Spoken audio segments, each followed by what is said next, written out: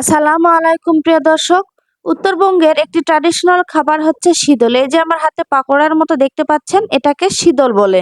এটা তৈরি করা খুবই সহজ, খুব অল্প দুইটি উপকরণে তৈরি করা যায়। তো এটার মূল উপকরণটা হচ্ছে কালো কচু।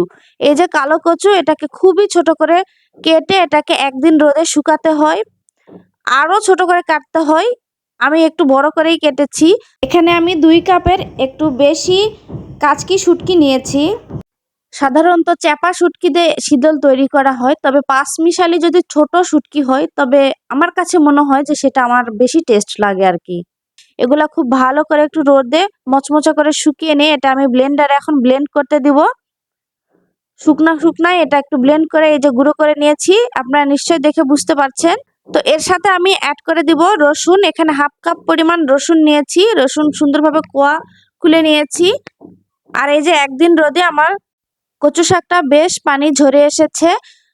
আসলে কচু শাকটাকে পাটায় বাটতে হয়, তাহলে খুব ভালো হয় যদি পাটায় বেটে নিতে পারেন। আর আমি এখানে হেমানদিস্তা নিয়েছি, এটা লোহার হেমানদিস্তা। উত্তরবঙ্গের খুবই জনপ্রিয় এবং ট্র্যাডিশনাল এই খাবারটি সারা বছর সংরক্ষণ করে রেখে ওরা তৈরি করে ভর্তা করে খেতে হয়। এটা খুবই ভালো লাগে। শুধু উত্তরবঙ্গেই এই খাবারটা প্রচলিত। এছাড়া অন্য কোনো এলাকার লোক শীদল নামটাই আসলে জানে না যে শীদলটা কি। আমি আপনাদের সাথে রেসিপিটি শেয়ার করলাম যেন সবাই জানে এবং এই সুন্দর এই খাবারের স্বাদটা সবাই পায়।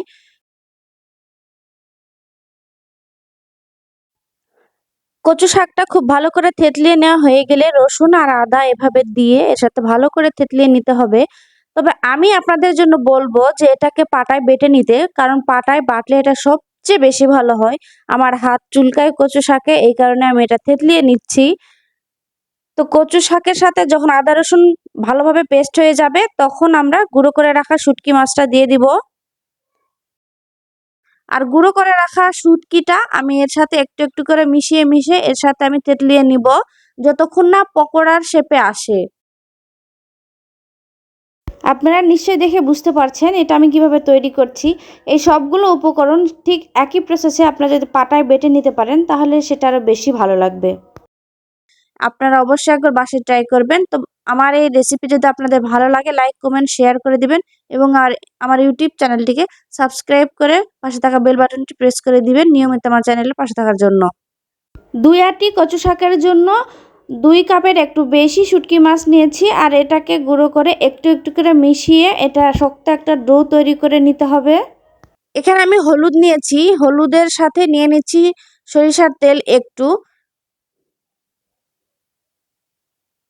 আর আমার এই শীতলটা কিভাবে পকোড়া শেপে এসেছে আপনারা নিশ্চয়ই দেখে বুঝতে পারছেন। দেখুন আপনাদের দেখিয়ে দিচ্ছি। এই যে ঠিক এই শেপে এভাবে আসলে তারপরে আমি এটাকে খুব ভালো করে হাতে মাখিয়ে হলুদ সরিষার তেল হাতে মাখিয়ে এটাকে খুব ভালো করে এভাবে শেপ দিয়ে নিব। এই হলুদ আর সরিষার তেল একসাথে মাখলে কি হয়, এটাকে একটু আঠা আঠা হয়ে যায়। আর যখন আমরা শীতলটা তৈরি করব তখন এটার বাইন্ডিংটা বেশ ভালো থাকে। এই কারণে হলুদ আর সরিষার তেলটা আমরা হাতে মাখিয়ে নিই। তো এভাবে আমি অনবরত সবগুলো কচু শাক এভাবে আমি শীতলের শেপ দিয়ে নিব। একটু করে হলুদ সরিষার তেল মাখিয়ে নিব আর কচুটা এভাবে উঠিয়ে নিয়ে খুব সুন্দরভাবে এরকম পাকোড়ার শেপ করে নিব। তো আমার সবগুলো তৈরি করা হয়ে গিয়েছে। আমি একটা বড় ট্রের উপরে কাপড় দিয়ে এটাকে রোদে শুকাতে দিব।